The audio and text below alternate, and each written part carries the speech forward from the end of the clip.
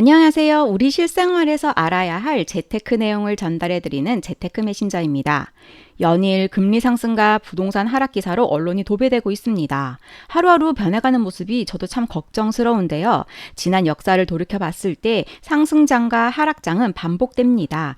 이런 시장을 잘 지켜보고 또 겪어가는 과정에서 우리는 성장하게 되는데요. 시황을 살펴보는 기사를 통해 조금씩 성장하고자 간간히 중요한 신문기사와 이에 대한 이야기를 들려드릴까 합니다. 재테크 메신저 지금 시작합니다. 오늘 제가 선택한 기사는 대출 관련 소식입니다. 요즘 금리 상승으로 힘든 분들이 많으시죠. 문제는 금리 인상이 연말까지 지속될 예정이라는 것인데요. 기사를 한번 볼게요. 서울 노원구에 사는 30대 직장인 이모 씨는 최근 은행이자 부담에 밤잠을 설친다. 지난해 3월 4억 원의 대출을 받아서 아파트를 샀는데 당시 대출 금리는 3%였다고 합니다. 그런데 지금은 이게 6%까지 치솟았대요. 그래서 너무 이자 부담이 큰 거죠. 작년에는 3% 금리로 5억 원의 변동금리를 받았다면 그때는 이자액이 월 210만 원이었습니다. 그런데 현재는 월 이자가 무려 266만 원까지 올랐다고 합니다. 정말 큰 부담이죠. 집값 상승을 예견해서 대출받았던 영끌족들이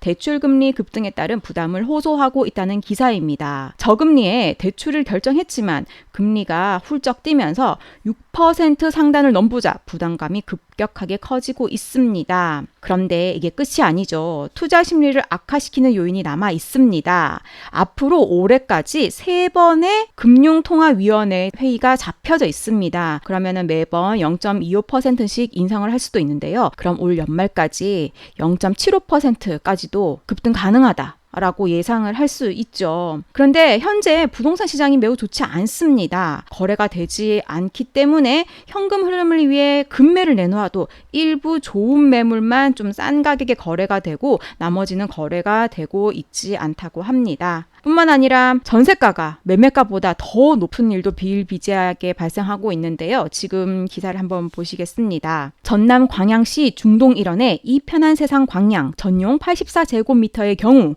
지난 2월에 2억 7천만 원의 전세가 체결되었는데요. 한 달 뒤에 매매가가 그냥 500만 원밖에 차이 안 나는 2억 7,500만 원에 거래가 됐다고 합니다. 그리고 2달 뒤에는 전세가랑 똑같은 가격 2억 7천만 원에 매매가 거래되었다고 합니다. 또 전세가가 매매가를 뛰어넘는 사례도 있습니다. 충남 천안 동남구 신부동 일원의 도솔 노블시티 동문 굿모닝힐인데요. 지난 3월에는 전세 계약이 4억 5천에 이루어졌는데요. 2달 뒤 같은 면적이 4억 4,800만 원에 거래되었다고 합니다. 무려 전세가보다 200만 원이 싼 가격에 매매가 체결된 거죠. 또 경북 포항 북구 두호동 일원의 두호 SK뷰 푸르지오 1단지 경우에도 지난 3월에 4억 9,600만 원의 전세가가 체결되었는데요. 같은 달입니다. 이때 동일 평형이 4억 7천만 원에 매매되었다고 합니다. 전세가보다 2,600만 원이나 더 싸게 매매 계약이 체결되었습니다. 이런 경우에는 전세 계약을 맺을 때 진짜 조심하셔야 합니다. 일반적으로 전세가율이 80%가 넘으면 깡통 전세라고 하죠. 보증금을 돌려받을 위험이 아주 높습니다. 그렇기 때문에 전세를 구하실 때는요. 꼭 70% 미만, 전세가율 70% 미만을 구하시고 전세 보증 보험을 가입하시는 게 아주 좋습니다. 여기는 지방이니까 그렇고 서울은 괜찮은 거 아닌가요? 하실 수 있죠. 그래서 제가 다른 기사도 하나 찾았는데요. 서울 강동구 강일동 강일 리버파크입니다. 경매에서 유찰이 되었다고 합니다. 이유는 금매보다 더 비싸기 때문이랍니다. 경매라는 것은 시세보다 싸게 매수할 수 있기 때문에 선호하는 투자 방식인데요.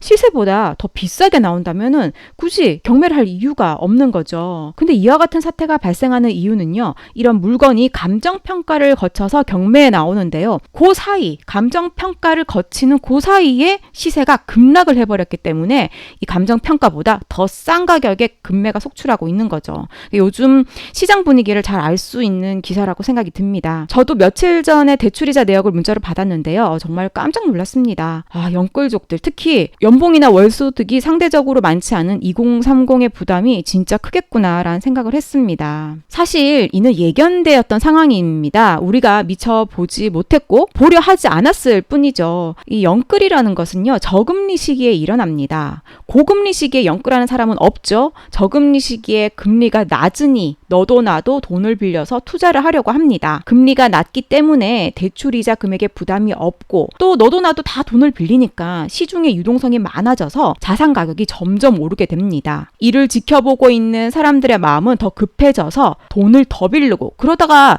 처음에는 그렇게 많이 안 빌렸는데 마지막에 가보니 내가 영끌을 하고 있더라라는 상태가 되는 거죠. 근데 문제는 이렇게 너도 나도 대출을 많이 하게 되면 시중에 돈이 많아져서 물가 상승, 인플레이션이 발생하게 됩니다. 이런 물가 상승은 서민들, 소비자, 기업 모두에게 부담이 되죠.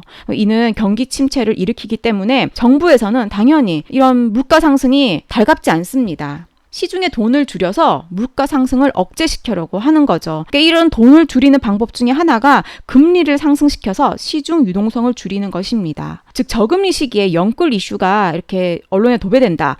그럼 머지않아 한 2, 3년 내에는 금리가 상승하는 시기가 오겠구나라는 것을 우리가 이제 미리 생각을 하고 있어야 되는 거죠. 그렇다고 남들 투자하는데 나만 투자하지 않을 수는 없잖아요. 인플레이션으로 인해 자산 가격이 상승하기 때문에 아무 투자도 하지 않으면 순식간에 자산이 쪼그라듭니다.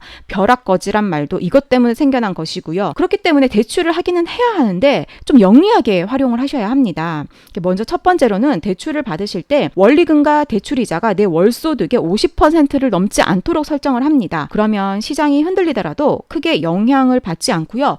좀 절약을 하신다면 조금씩 저축도 가능합니다. 두 번째는 일반적으로 변동금리가 고정금리보다 좀 낮죠. 그래서 대출이자를 조금이라도 부담을 적게 하려고 변동금리로 선택하시는 분들이 많으신데요. 당장은 변동금리 대출이자가 더 적어서 선호될지 모르지만 조금만 더 멀리 보시면 몇 년 뒤에 이렇게 금리가 상승하는 시기가 오기 때문에 고정금리로 대출을 받는 것도 굉장히 좋은 방법입니다. 실제로 지금 제 주변에 흔들리지 않는 2030 영끌족이 있는데요. 이분들은 고정금리로 대출을 받으신 분들입니다. 세 번째로는 만약의 경우를 대비해서 1년치 대출이자 또는 좀 더 보수적으로 접근한다면 2년치 정도의 대출이자를 다른 통장에 비상금으로 넣어두는 것입니다. 예를 들어 한 달에 이자가 내가 한 30만 원 나올 것 같다. 그러면 30만 원 곱하기 12달 하면 360만 원이죠.